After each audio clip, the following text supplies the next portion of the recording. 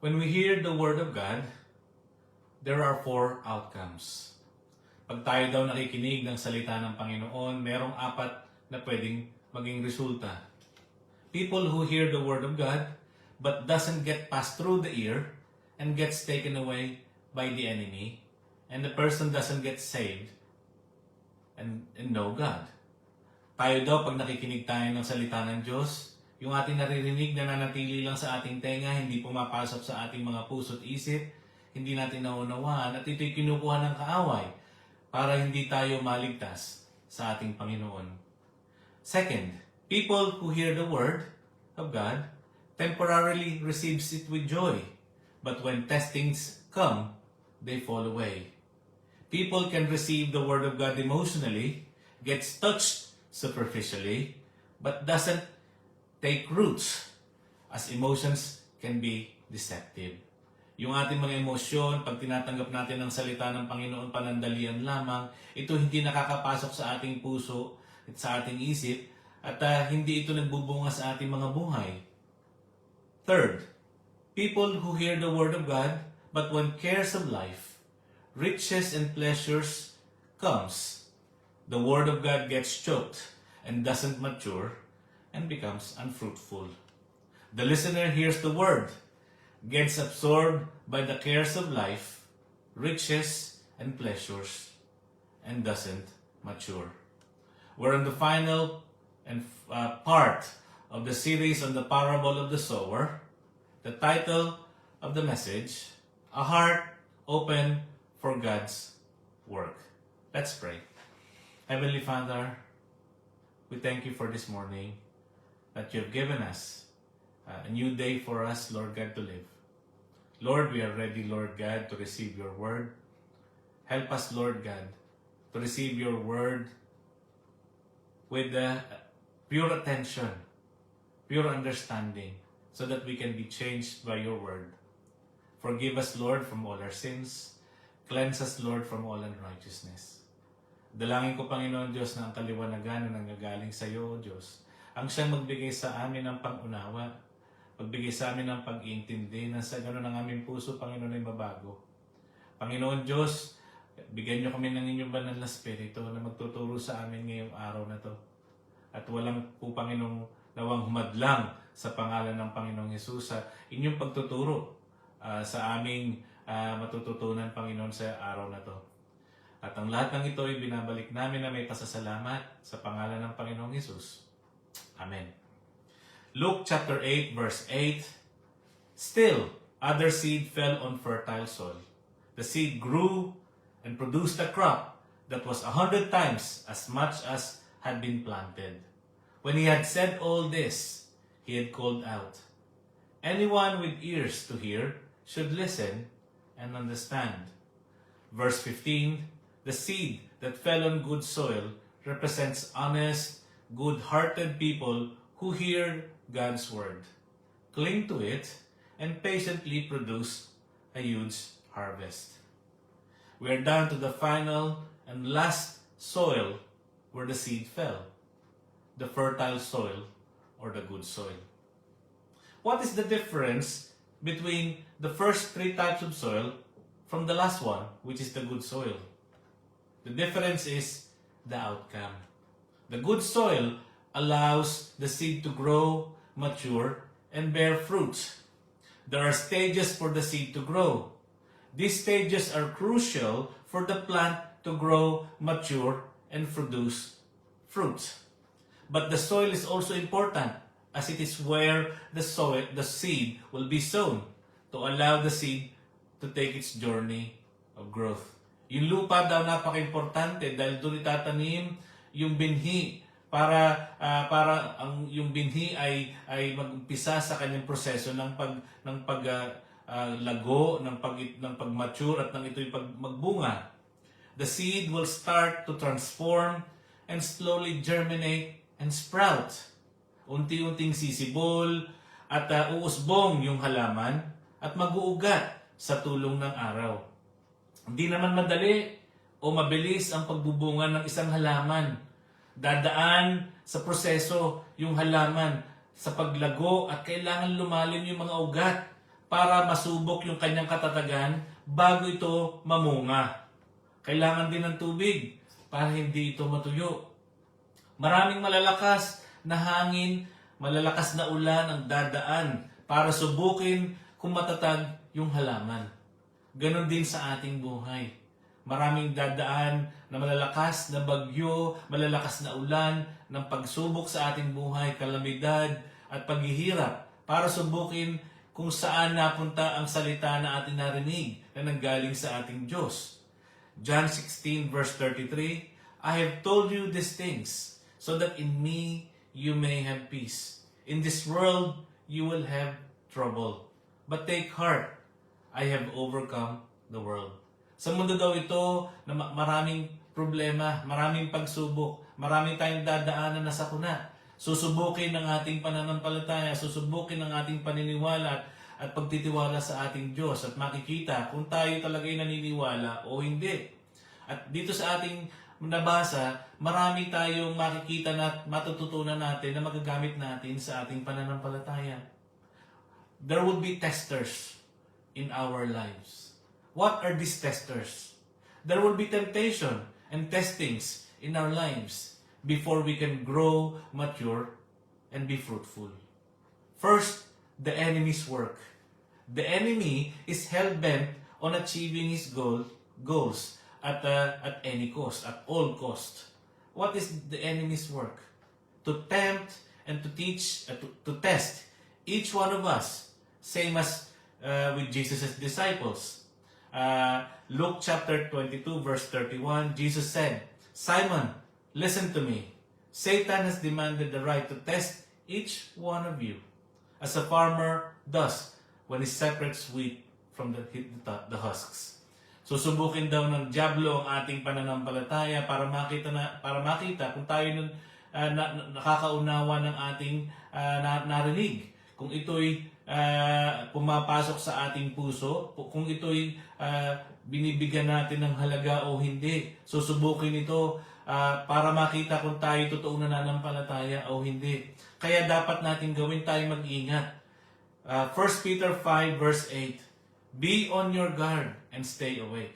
Your enemy, the devil, is like a roaring lion, sneaking around to find someone to attack. Aatake ang kaaway, gagawa ng paraan para tayo'y linlangin, para tayo'y lokohin, para tayo ay subukin, para kung makita niya kung tayo totoong nananampalataya o hindi. At doon sa mga pagsubok na yon na darating, yun ay magpapakita ng ating pananampalataya o hindi. Darating din, pangalawa, darating din ang testing of life. Times of testing will come. Yung mga pagsubok, yung mga kalamidad, at sakuna ng ating buhay, darating yon para subukin kung tunay tayong naniniwala at nananampalataya sa Diyos. Dito makikita kung ang ating pananampalataya ay subok at genuine, at kung ito'y totoo o hindi. Ecclesiastes chapter 3 verse 1, For everything there is a season, at time for every activity under heaven. Yung mga panahon na yon, darating yon. Kailangang subukin ang ating pananampalataya. At ito ay dumating kay Abraham sa kanyang pananampalataya sa ating Diyos. God tested Abraham's faith by asking him to sacrifice his only beloved son Isaac as a burnt offering. If we go back in history, in biblical history, Abraham was 100 and Sarah was 90 when God gifted the couple a son named Isaac. This test would certainly crush every father and mother's heart, but Abraham followed God. Genesis chapter 22 verse 1 to 2. Sometime later, God tested Abraham's faith. Abraham, God called. Yes, he replied, Here I am. Take your son, your only son, yes, Isaac, whom you love so much, and go to the land of Moriah. Go and sacrifice him as a burnt offering on one of the mountains which I will show you. Ito yung pagsubok na binigay ng Diyos kay Abraham para masubok ang kanyang pananampalataya, masubok ang kanyang katapatan sa ating Diyos. I believe that this is also a foreshadowing of God sacrificing His Son to save humanity. Yung pagbibigay ng kanyang anak na si Jesus na ating Panginoon na tagapagligtas, pinakita dito ang pagmamahal ng Diyos sa ating mga makasalanan. And like Abraham, people who follow God will be tested. Yung ating pagsunod sa Diyos, susubukin ng Diyos kung tayo'y tapat o hindi.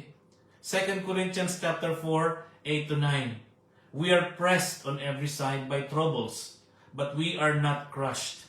We are perplexed, but not driven despair. We are hunted down, but never abandoned by God. We get knocked down, but we are not destroyed. Yung mga pagsubok, most of the time, kaliwat kanan. Minsan, kahirap-hirap ng buhay. Minsan, hindi mo na alam ang gagawin mo. Pero, nandyan ang Diyos tapat, hindi niya tayo iniiwan. Kaya lang masusubok ang ating pananampalataya kung ito'y totoo o hindi. Kung kanino tayo hihingi ng tulong, sa iba ba, o sa ating sarili lamang, o sa ating Diyos. Kaya dito sa 1 Peter 1:7, these trials will show that your faith is genuine. It is being tested as fire tests and purifies gold. Though your faith is far more precious than mere gold, so when your faith remains strong through many trials, it will bring much praise and glory and honor on the day when Jesus Christ is revealed to the whole world.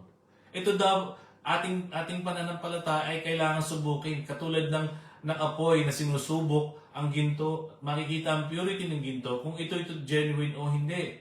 At ang ating pananampalataya makikita ang genuine o hindi sa pagsubok na mga dumarating sa ating mga buhay. At ito'y magbibigay ng glory and honor sa darating na panahon pagdating ng Panginoong Hesus sa mundong ito ulit. At doon makikita kung ating pananampalataya ay genuine o hindi. Darating din yung cares of life. Yung ating pag-iisip sa ating mga pangangailangan sa ating buhay. Kung saan ating puso, nandun ang ating katapatan. Dito natin makikita na when we hear the Word of God, our cares or worries in life can compete with the truth of God's Word. These cares can distract us from experiencing the power of God, the power of His Word. And therefore, we can really be transformed in our thinking. Nakaka-apekto itong mga cares of life na to, yung mga worries na to, at kung itong ating sinesentruhan ng ating pag-iisip, yung salita ng Panginoon, hindi tayo nababago ng lubos at hindi tayo tuloy natatransform sa dapat nating maging katulad ng ating Panginoong Hesus.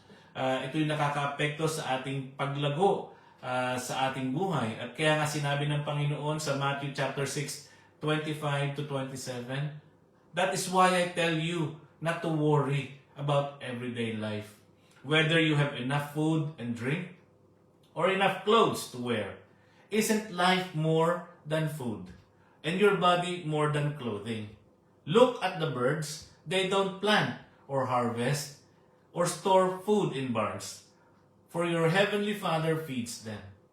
And aren't you far more valuable to Him than they are? Can all your worries add a single moment to your life? Yung mga pursuits daw natin ng career, ng education, yung ating aims, yung ating goals and plans, yung ating mga pinaplano sa ating mga buhay, yung ating mga aspirations, yung mga material na mga bagay, katulad ng mga expensive cars, houses, clothes, and money, and yung mga pagbabayad natin ng ating mga mortgages, ng mga bills, yun bang nangunguna sa ating buhay? O yung mga salita ng Diyos na ating natututunan, na ating naririnig, ang nangunguna sa ating buhay? 1 Peter 5:7, kaya nga sinabi ng Diyos, give all your worries and cares to God, for He cares about you.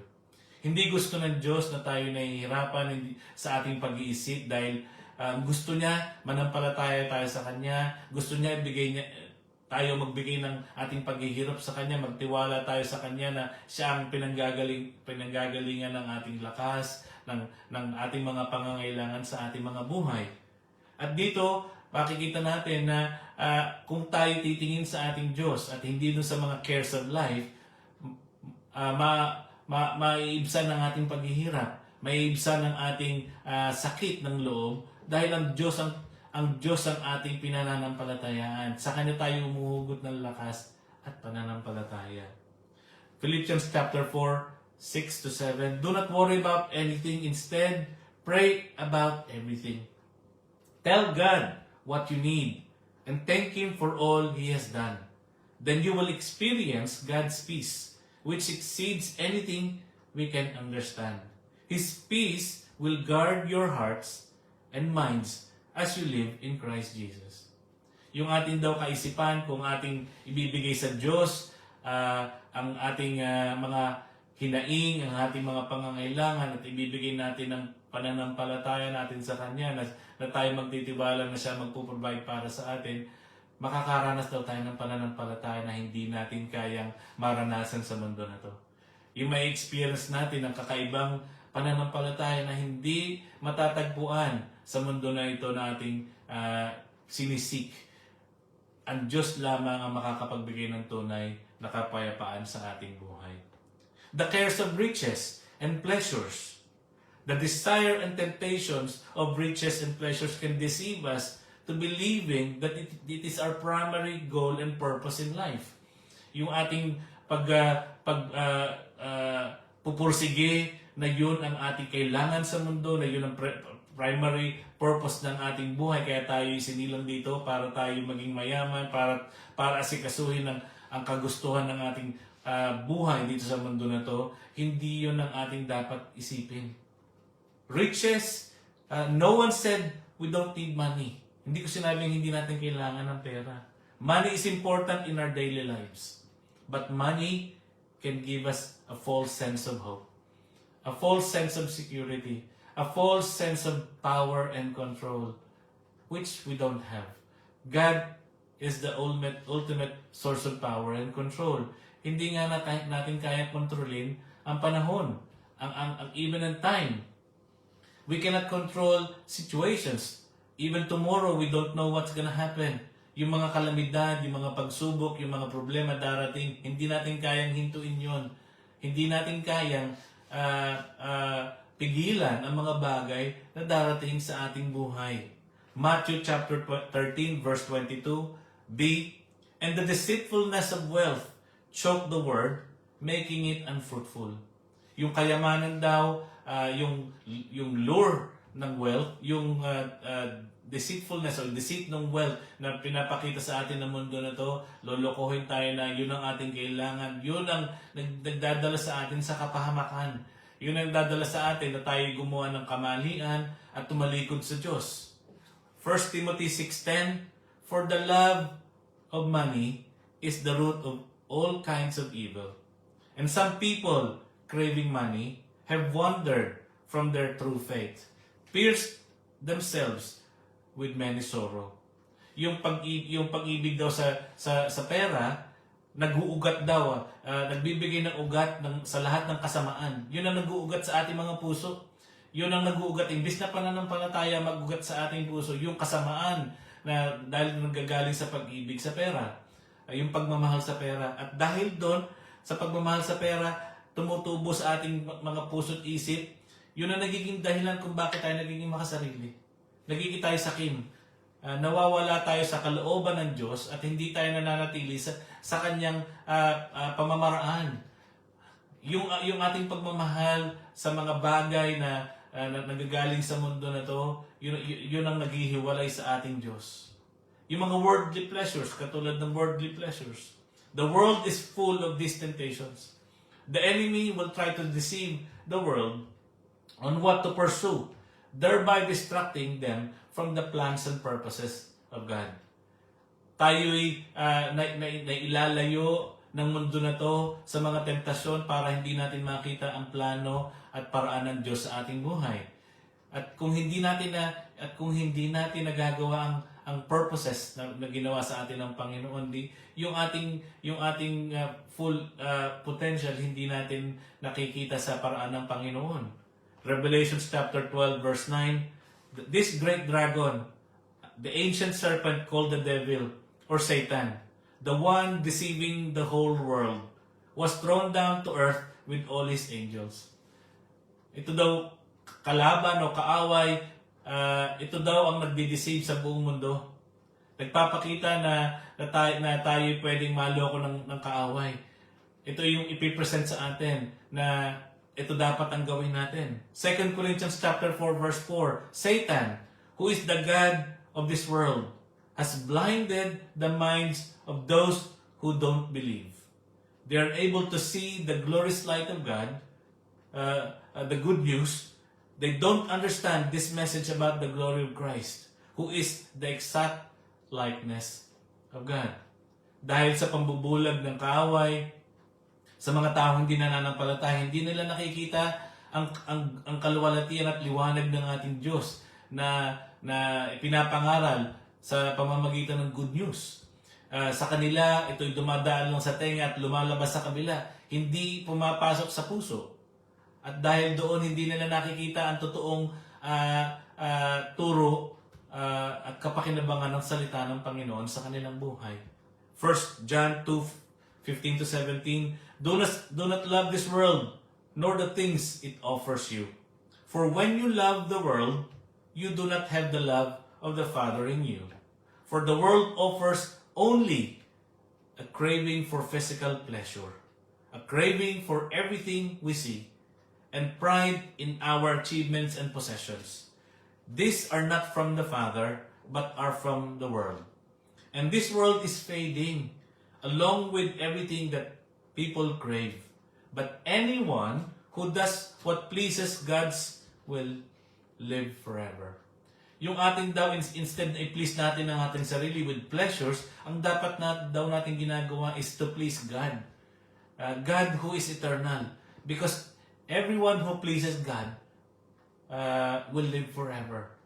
Imbis na tayo, piniplease natin ang ating sarili sa pamamagitan ng mga pleasures na nanggagaling sa mundo na to, sa mga possessions na pilit natin inaangkin o pilit natin kinukuha, ang i-please natin ang Diyos dahil yung Diyos eternal. At kung yung Diyos na pi-please natin, tayo ay makakasama niya sa eternal life. At dahil dito, ito ay dadaanan din ng fertile soil, ng good soil. Kung ito ay nadaanan nung hard path, kung ito ay nadaanan nung rocky ground, kung ito ay nadaanan nung thorny ground, ito ay madadaanan din ng fertile soil.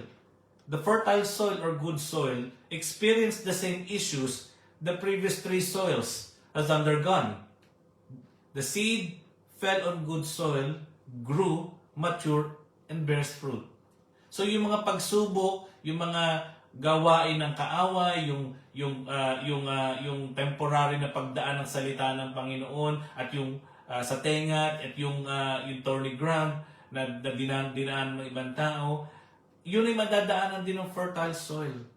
Mararanasan din niya yung mga paghihirap, mararanasan niya yung pagsubok ng buhay, mararanasan din niya yung testing ng kaaway. Pero itong anong kakaibahan ng fertile soil or good soil dun sa tatlong nakaraan na soil? The outcome.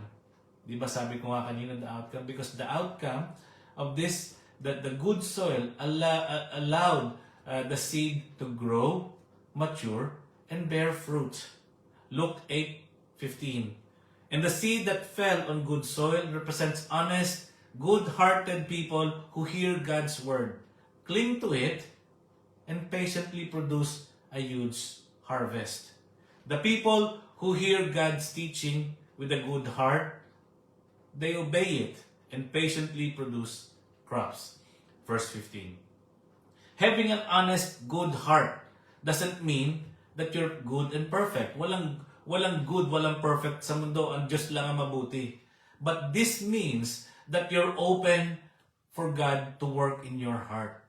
Tayo ay bukas sa pagtuturo ng Panginoon. Tayo teachable. Matthew chapter 15 verse 19. For from the heart come evil thoughts, murder, adultery, all sexual immorality, theft, lying, and slander.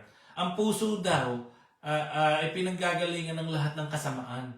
Pinanggagalingan ng pagpatay, ng pangangalunya, ng lahat ng sexual immorality, ng pagsisinungaling at pagpaninira sa kapwa. Kung itong puso na ito na pinanggagalingan ng lahat ng masasamang bagay, hindi may susuko sa Diyos, ito ang laman ng puso ng tao at walang puwang ang salita ng Diyos sa puso na puno ng kasamaan. Kaya kailangan tayo magbukas ng ating mga puso para ang salita ng Diyos ay makapasok at mabago tayo ng tuluyan. This refers to a willing and open heart to learn God's Word.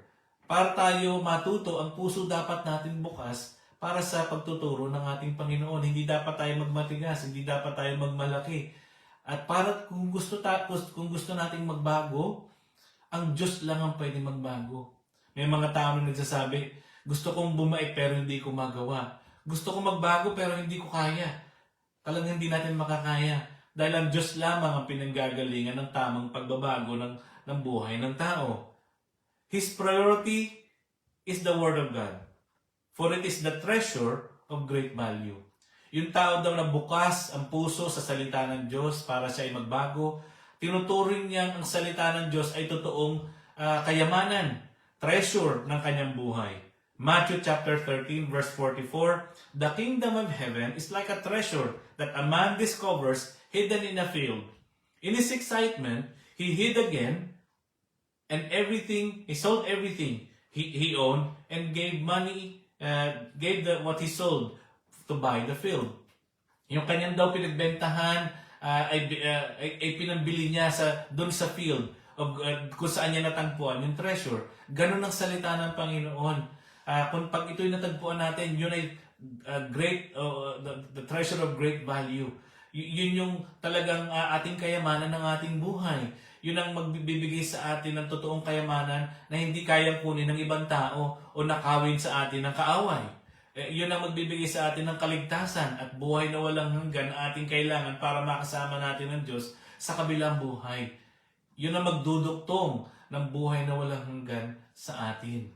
Psalms 119:105, your word is a lamp to guide my feet and a light for my path. Yung salita daw ng Diyos, yun ang ating kaliwanagan. Kaya ito treasure kasi ito ang ating kaliwanagan sa paglakad natin sa ating buhay. Ito magsisilbi na gabay, magbibigay sa atin ng direksyon kung paano tayo makikisalamuha sa ating mga tao, sa mga tao na nakapaligid sa atin, sa ating kamag-anak, sa ating mga kaibigan, sa ating mga katrabaho, sa mga taong hindi natin kilala. Itong salita ng Diyos ang magbabago sa ating puso at magpapakita ng kaluwalhatian ng Diyos sa ating buhay. Makikita ng tao kung tayo yung dating tao o kung tayo nagbago na sa pamamagitan ng ating pananalita, sa pamamagitan ng ating pag-iisip at sa pamamagitan ng ating pagkilos. Matthew chapter 6:19-21. Don't store up treasures on earth, where moth eat them and rust destroy them, and where thieves break in and steal. Store up treasures in heaven, where moth and rust cannot destroy, and thieves do not break in and steal. Where your treasure is, there the desires of your heart will also be. Yung kung tayo daw ay nag-iimpok ng treasure at ang ating puso ay nandun sa treasure na yon, hindi daw tayo makakalampas dun sa sitwasyon na yon at hindi tayo matututo ng salita ng Panginoon dahil yung puso natin na-occupy na ng pagnanasa natin dahil dun sa kayamanan na nandito sa lupa. At kung walang puwang ang salita ng Diyos sa ating mga puso at ang nangunguna sa atin ay yung pagnanasa dun sa pera o kayamanan na nandito sa lupa, hindi daw natin matututunan yung treasure na ibinibigay ng salita ng Panginoon na pwede nating ipunin at pwede nating madala sa kabilang buhay. Hindi ito natin madadala. Itong mga pera na meron tayong tinatangkilik sa buhay na ito, hindi natin ito madadala sa kabilang buhay. Iiwanan natin ito sa pagkakataon na tayo'y kinuha na ng Diyos. At hindi lang honest yung hindi lang honest and good heart meron yung tao na yon, yung fertile soil na yon. There is also willingness to hear the word of God. Yung kanina sinabi ko kanina in the first the parable, it says there that when someone hears the word of God, the enemy comes to take the word so that they will not believe and be saved. Kasi hindi nila pinakinggan ng lubos. Dumaan lang sa kanilang tenga, hindi nila binigyan ng atensyon, hindi nila binigyan ng careful understanding, at dahil dumating yung kaaway, madaling kinuha yung salita ng Diyos. Dito, merong willingness to hear the word of God. There's an openness to God's word because that openness is the first stage of learning. That is the first stage for when people can be changed. Yung willingness na yon na makinig. Ito yung puso ng tao na gustong tumanggap ng salita ng Panginoon at sumunod sa salita ng Panginoon. Romans chapter 10 verse 17. So faith comes from hearing. That is hearing the good news of Christ. Kung tayo makikinig at parang dadaan lang sa ating tenga, hindi natin matututunan yung totoong mabuting balita ng Panginoong Hesus. Kung bakit siya dumating sa mundo na to para tayo iligtas. Hindi natin makukuha yung kanyang ibinibigay dahil yun ay ating binabaliwala sa ating pakikinig. At dito merong willingness to hear the word of God. Merong ability to cope with the truth of the word of God. Yung sineseryoso nila ang kanilang pakikinig, binibigyan nila ng careful attention. At yung kanilang pakikinig, hindi nila binabaliwala yung salita na kanilang napapakinggan. At hindi lang yun, hindi lang willingness to hear, but also patience in retaining the word of God. Merong pagpapasensya, merong pagbabata, may pagtsatsaga doon sa pakikinig at pagkikling doon sa salita ng Panginoon. Na kahit dumating yung pagsubok, hahawakan ko ang salita ng Panginoon. Hahawak ako sa salita ng Diyos dahil yun ay katotohanan. Hindi katulad nung rocky ground. Nung narinig niya salita ng Diyos, sandali lang niyang tinanggap at biglang dumating yung time of testing at biglang nag-fall away kasi hindi sila humawak doon sa salita ng Panginoon, hindi sila nag-cling, hindi sila nag-retain doon sa salita ng Diyos na kanilang narinig, hindi nila pinaniwalaan, pinanampalatayaan at inilagay sa puso na katotohanan yun sa kanilang buhay. Patience in retaining the Word of God. Patience is allowing the Word to take root or roots deeply in our inner self, in our inner being, and create change and transformation. Kailangan nating mag-ugat yung salita ng Panginoon sa ating buhay. At yun ay kailangan natin ng patience. Kailangan natin ng pasensya para ito ay lumago. Di ba sabi ko kanina, yung halaman hindi naman kayang mabilis ang kanyang paglago. Ito ay dumadaan sa proseso. Ganon din ang salita ng Panginoong Diyos. Kailangan ng pasensya. Romans chapter 12 verse 2, don't change yourself to be like people of this world, but let God change you inside with a new way of thinking. Then you will be able to understand, accept what God wants for you. And you will be able to know what is good and pleasing to Him and what is perfect. Doon lang natin makikita ang kung ano makakabuti para sa atin kung inaalaw natin ang salita ng Panginoon na pumasok sa ating buhay, mag-ugat, at doon magbabago ang ating buhay sa ating pananalita, sa ating pag-iisip. They hold on to the Word of God with a firm grip. Pinanghahawakan ng tao ang salita ng Diyos. They wait patiently with the Word of God. Hindi minamadali, di ba? Pag humingi sa Diyos, humingi ng tulong sa Diyos o nanalangin sa Diyos, ang sagot ng Diyos, yes, maybe, or wait, or no. Diba? Dito, makikita natin dito, ang salita ng Panginoon Diyos, ang magbibigay sa atin ng pagkakataon na tayo maging pasensyoso. Kailangan tayong maghintay para ito lumago at magbunga sa ating buhay. Perseverance with the Word of God. Yung pagtsatsaga. Kailangan tayong magtsaga, kailangan tayong maghintay na yung testing na dadaan sa atin ay susubok sa ating pananampalataya. There will be trials, yes. But the Word of God is the source of our strength. And here we can find ourselves to be teachable. Yung salita ng Panginoon, minomold tayo sang-ayon sa kanyang kagustuhan, sang-ayon sa ating sang-ayon sa kanyang nais na pamamaraan. Hindi tayo yung nagmamataas at nagmamalaki na hindi ko susundin yan, hindi ako susunod, itong gusto ko.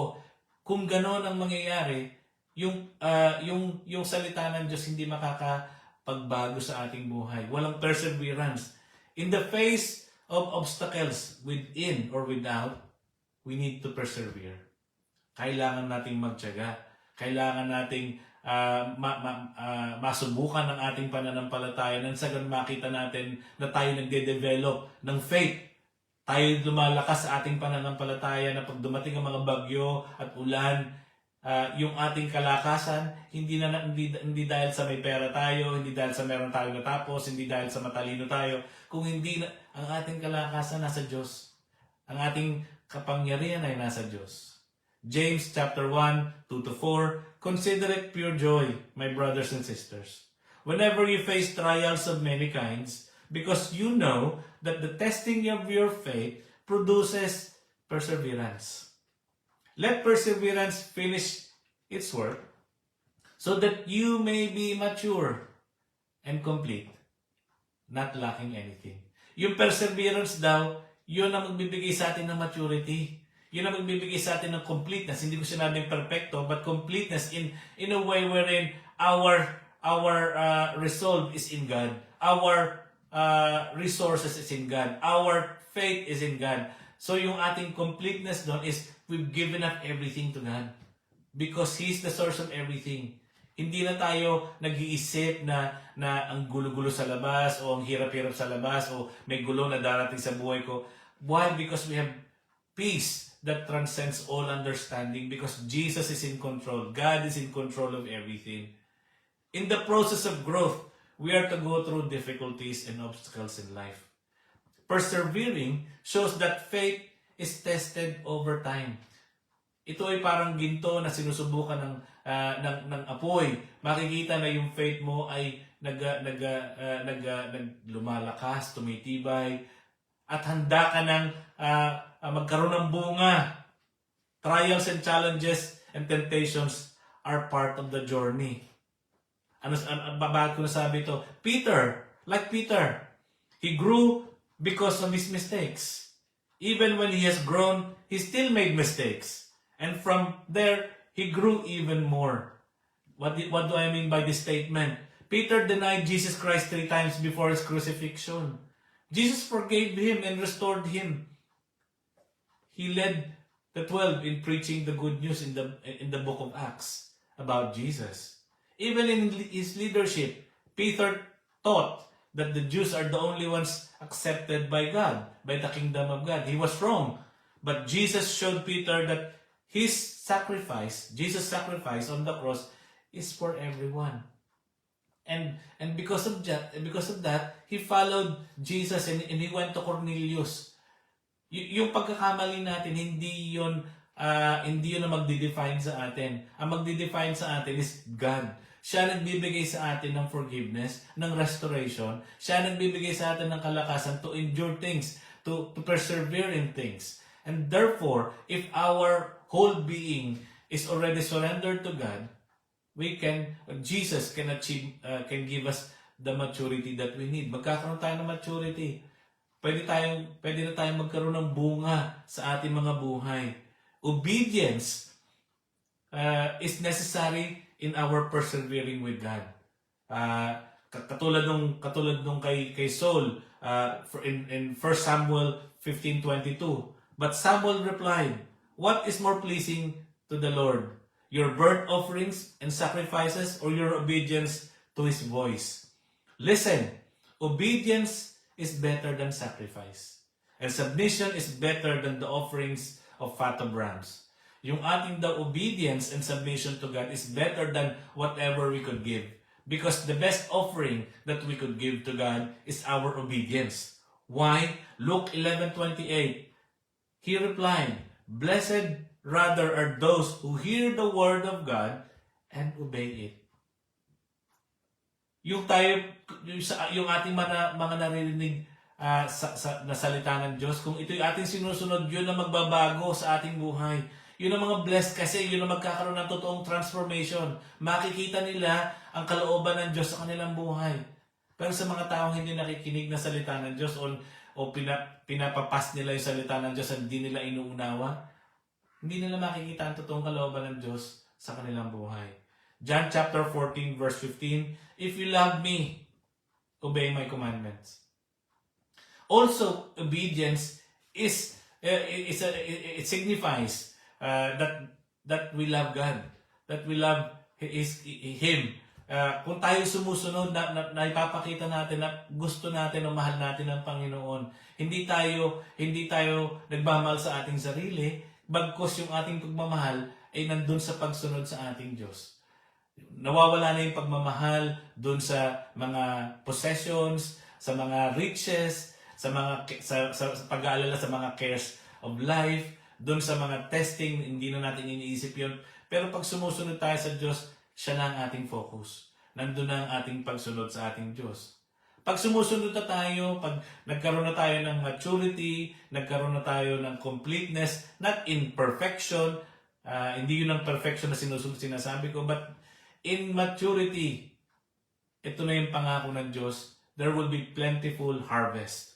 Luke chapter 8 verse 8, "Still other seed fell on fertile soil. This seed grew and produced crop that was 100 times as much as had been planted." Ito yun. Magbubunga na. Tested na ng time. Tried and tested na ng panahon, ng pagsubok. Ngayon, capable ng magkaroon ng plentiful harvest. What are these plentiful harvest? Plentiful harvest is a lot of things. First, personal transformation. Becoming Christ-like in character. Yun ay napakagandang pagbabago sa isang tao. Dati, bungangera ka, dati chismoso ka, dati maninira ka ng kapwa. Ngayon, your speech has been transformed. Colossians chapter 4 verse 6, "When you talk, you should always be kind and wise. Then you will be able to answer everyone in the way you should." Nagkaroon ng transformation sa pananalita mo. Sa speech mo. Sabi ko nga kanina dati, kung ano nung lumalabas sa bibig mo, ngayon, mabubuting bagay. Nakaka-uplift ng soul ng kapwa. Nakaka-uplift ng spirit ng kapwa. Hindi nakakasira ng kapwa. James chapter 1 verse 19, "Understand this, my brothers and sisters. You must all be quick to listen, slow to speak, and slow to get angry." Yung transformation, nakikita sa buhay. Hindi mo kailangang ipakita. Makikita yon dahil lalabas yon sa natural. Dati ganito ka, dati ganun ka. Ngayon, iba na ang pinapakita ng buhay mo. Kasi yung transformation mo, hindi ikaw may gawa. Ang may gawa nun, ang Diyos na nagbigay sa iyo ng banal na spirito sa buhay mo. Nagkakaroon ng humility, hindi lang speech na nababago. Nagkakaroon ng humility at selfish act sa buhay mo. That this is the mindset of Christ na napupunta sa buhay ng isang tao na nakakakilala sa Diyos. Philippians chapter 2, 3-5. "Do nothing out of selfish ambition or vain conceit. Rather, in humility value others above yourself, not looking to your own interest, but each of you to the interest of others. In your relationship with one another, have the same mindset as Christ Jesus." Ito yung mindset ng ating Panginoon, humility, selfless act, and love for others. Being aware that you're not the only one who is loved by God. Hindi lang ikaw yung anak ng Diyos. Hindi lang ikaw ang pwedeng pagdaluyan ng kabutihan ng Panginoon. At minsan nagiging makasarili tayo na iniisip natin na tayo lang ang magaling, na tayo lang ang pinili ng Diyos, na tayo lang ang pagdadaluyan ng kalooban ng Diyos. Dito, makikita natin na ang Panginoon nagpapakita sa atin ng kababaang loob at pagsuko ng buong buhay niya nung namatay siya sa krus ng Kalbaryo. A selfless act which God the Father has glorified. He was exalted. His name is above every name. And every tongue will confess that Jesus is Lord to the glory of God the Father. Itinaas siya ng Panginoon. Hindi natin kailangang itaas ang ating sarili at hindi dapat tayo magmataas dahil ang Diyos mismo ang gagawa nun para sa atin. Hindi natin kailangang gawin yon. Not only humility and selfless act, but also doing good to others. Merong transformation na ngayon, hindi lang sarili mo ang ginagawan mo ng kabutihan. Ngayon, ibang tao ang gagawan mo ng kabutihan. Doing good to others. James chapter 2 verse 17. So you see, faith by itself isn't enough unless it produces good deeds. It's dead and useless. Kung ang pananampalataya daw natin hindi nagbubunsod para sa ating gumawa ng mabuti sa kapwa, at ang iniisip lang natin ay maliligtas ako pero wala tayong kabutihan na ginagawa sa kapwa, yun daw ay dead and useless. Dahil yung faith na nagbigay sa atin ng kabutihan ng Diyos, ay yun din ang dapat lumabas sa atin, yung kabutihan na yun ay lumabas para maibigay natin yun sa kapwa. Ipangaral natin ang salita ng Diyos, tumulong tayo sa mga mahihirap, tumulong tayo sa kapwa natin, yun ang pagpapakita ng kabutihan ng Diyos. Colossians chapter 1 verse 10, that this will help you in a way that brings honor to the Lord and pleases Him in every way, that your life will produce good works of every kind, and that you will grow in the knowledge of God. Yung mabubuting bagay daw na ginagawa natin sa ating kapwa, nagpapakita ng kabutihan, yun ang magbibigay ng honor sa ating Diyos. Hindi naman tayo pag gumawa tayo ng mabuti, hindi tayo pasasalamatan. Ang pasasalamatan ng Diyos, ang bibigyan ng kaluwalhatian ay ang Diyos. Salamat sa Diyos na napakabuti mo. Salamat sa Diyos, binago ang buhay mo ngayon na ikaw ngayon ay nakakagawa ng kabutihan sa kapwa. Yun ang pagpapala na ating natatanggap na ang Diyos ay nabibigyan ng kaluguran at kaluwalhatian. And Galatians sums up this personal transformation. Yung Galatians chapter 5, 22 to 23, it sums up the fruit of the Spirit, of the Holy Spirit.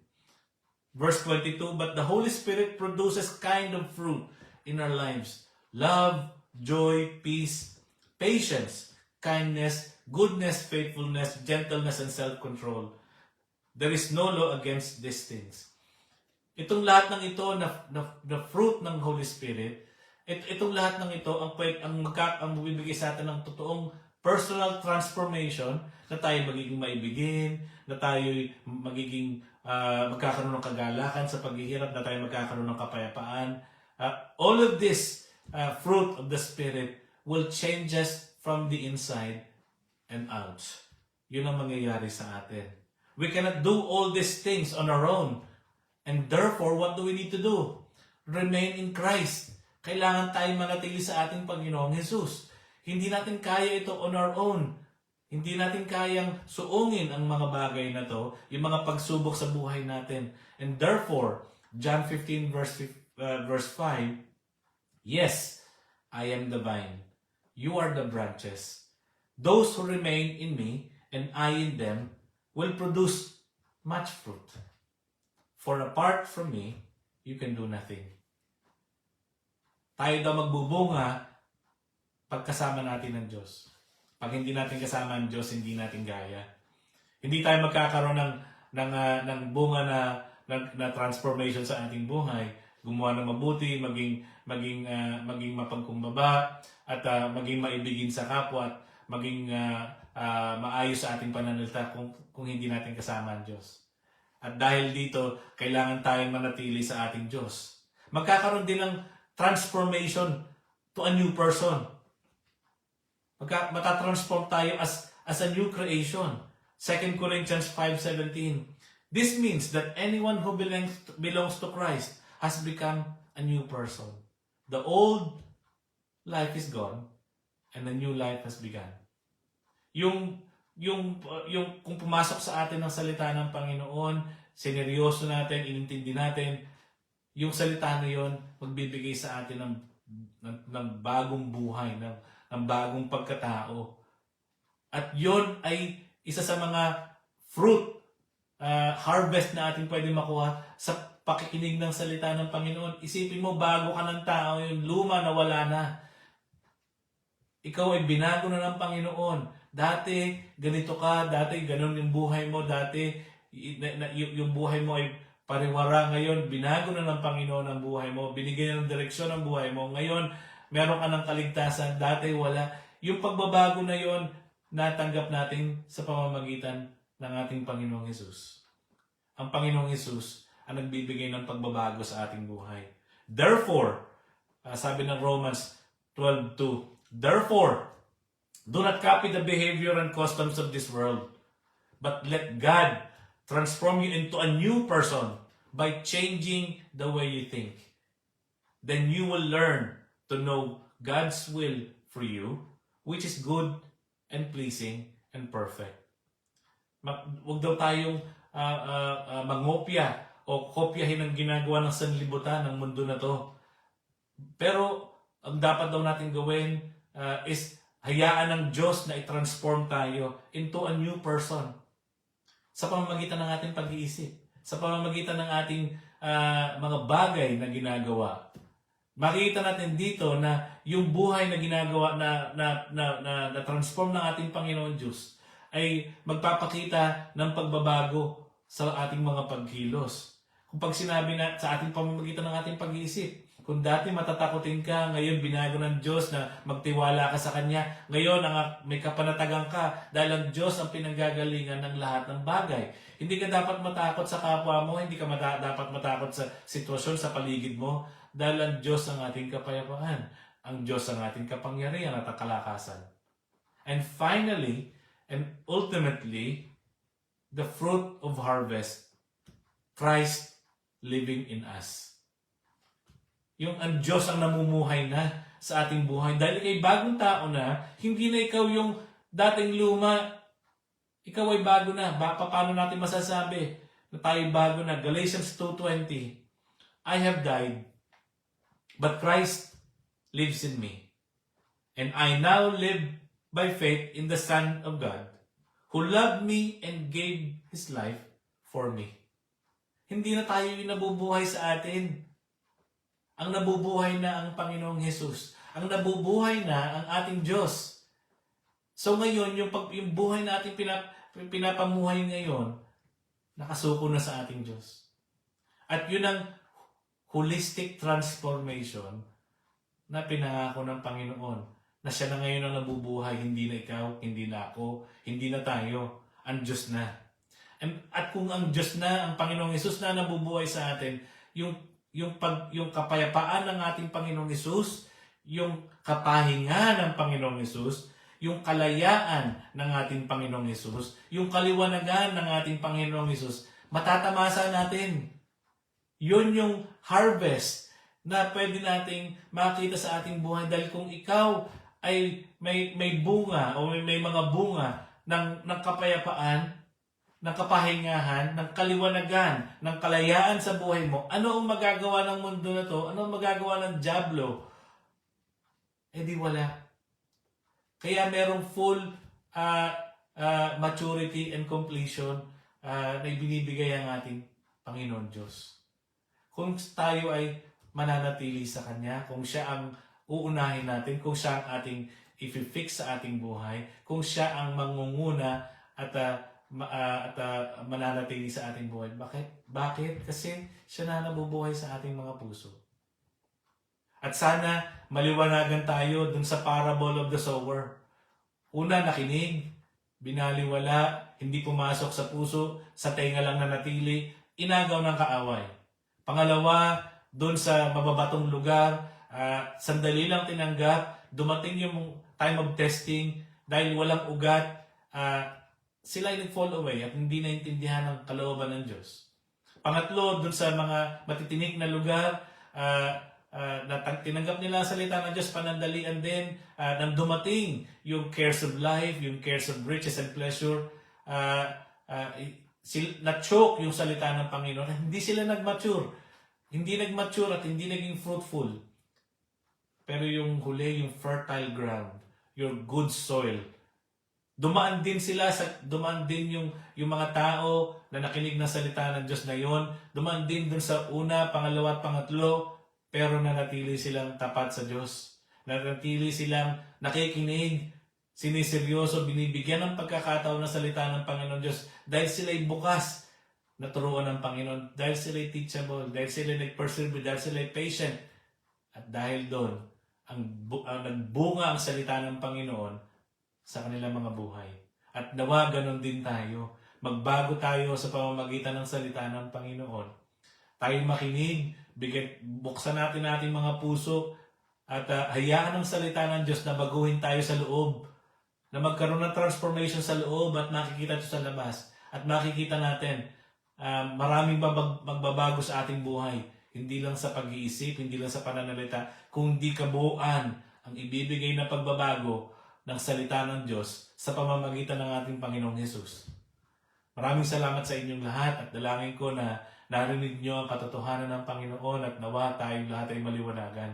Tayong lahat ay mapalaya nang sa ganon tayo magkaroon ng tunay na pananampalataya na subok kahit dumating ang mga pagsubok. Maraming salamat sa inyo at God bless you. Tayo po'y manalangin. Aming Diyos, aming Ama, salamat po Panginoon sa katotohanan na inyong itinuro sa amin ngayong umaga na to. Dalangin ko Panginoon Diyos na ang kapangyarihan ng banal na Espiritu, ang liwanag ng inyong salita nawa ang gumabay sa amin palagi at ito magbago sa aming mga buhay. At muli Panginoon Diyos na kami Panginoon ay tulungan nyo na magkaroon kami ng kalakasan na magbukas ng aming mga puso sa inyong salita. Nang sa ganon Panginoon, ang salita mo, Panginoon, ay tunay na mag-ugat sa aming mga buhay at magbago sa amin patungo sa inyo, Panginoong Hesus. At nawa magbunga kami, Panginoon, sa pangalan ng Panginoong Hesus. Amen. God bless you all.